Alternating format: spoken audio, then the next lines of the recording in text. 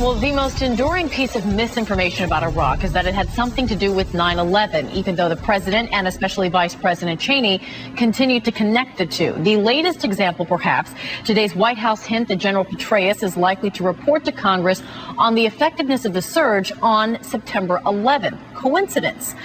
Our fourth story tonight, more stark differences between reality and Bush vision. In an AP military survey that shows the U.S. Army's 38 combat brigades now stretched to the limit by the surge, the report says that after 6 years of war, the military is left with only few painful choices after this spring.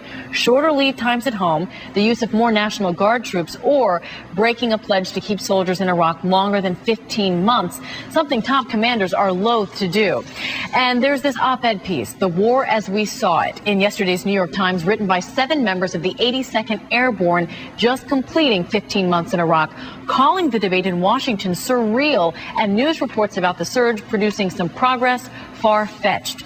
These 6 sergeants and a specialist calling the situation a morass with no connection between American military victories and Iraqi security, that the best way to leave Iraq is to leave it to the Iraqis. And as if to echo that, Senators Carl Levin and John Warner, Democrat and Republican, both senior members of the Armed Services Committee, returning from a fact-finding trip to Iraq today, saying the surge may have given the Iraqi government breathing space, but they're not optimistic. Levin even calling for a significant reduction of forces to pre-surge levels by the end of the year.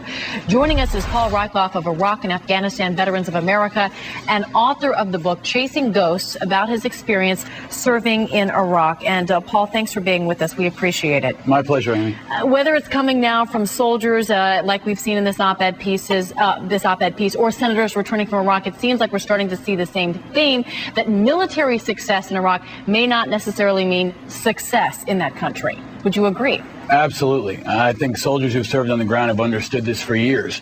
It doesn't matter how many troops we have on the ground, how many individual battles we win. That's only part of the equation. If the political compromises and progress doesn't happen, we're just not going to get victory, or whatever we're defining as victory this month. Our soldiers understand that the battlefield is incredibly complex, and they're the subject matter experts. I think that's why this op-ed is so important.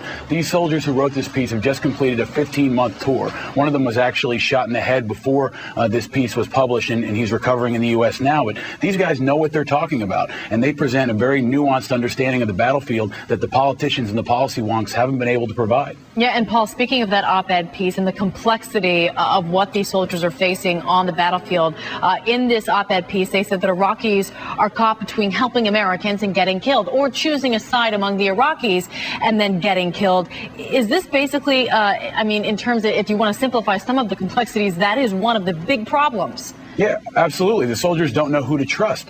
Iraqis are trying to leverage their different allegiances, and they're trying to survive in a very complex, very violent environment. And for the average soldier on the ground, they're trying to survive. And it's hard to stand next to an Iraqi soldier that you're trying to train, that you're going on a patrol with, when you don't know where their allegiances lie. You don't know if they're going to be loyal to their tribe or to their sect or to their area. And that creates a very dangerous environment for our soldiers, who are already overstretched. And like these soldiers who wrote this piece, serving at the end of a 15-month tour. That's a very long period of time to be in a combat zone.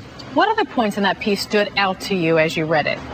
Well, I think the main thing is that they're presenting a very honest assessment that is not necessarily different from what the military is saying. It's very different from what the White House is saying, but the military all along, even people like General Petraeus, if you read between the lines, have been saying that the military is not the sole solution to this problem. Troop numbers are not a silver bullet answer to this incredibly complex problem. And the reality is that there are no silver bullet solutions. We're in a very tough situation here, and our soldiers are the first ones to recognize it, and should we continue to listen to. We need to listen to these folks because they understand that nuance. You mentioned General Petraeus. On Friday, the #2 commander in Iraq, General Ray Odierno, said the military is planning quick strike raids all over Iraq. They're trying to smash al-Qaeda, obviously, so we can bring some troops home. Does that sound like a good plan? Well, I think it does in the short term. All these plans are good in the short term. But again, going back to the op-ed, what they're showing is that these short-term solutions don't solve our long-term objectives. General Odierno has been very honest about the fact that he's going to have to start drawing down troops because our military is so dramatically overextended.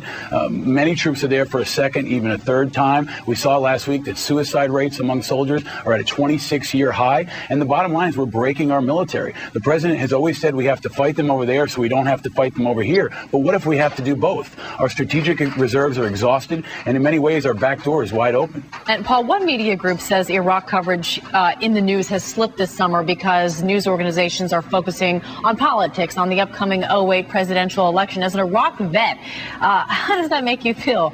Well, it definitely upsets me, and it should upset all Americans. The Iraq war is the #1 issue facing our country right now, and it's more important than Paris Hilton and Britney Spears and Michael Vick and all this other stuff that dominates the headlines, and it's going to be the most important issue facing the candidates in the 2008 election. So we need to make sure that Iraq is continuing to be covered, and all Americans need to be diligent in making sure that the media is responsive in covering this very, very critical issue.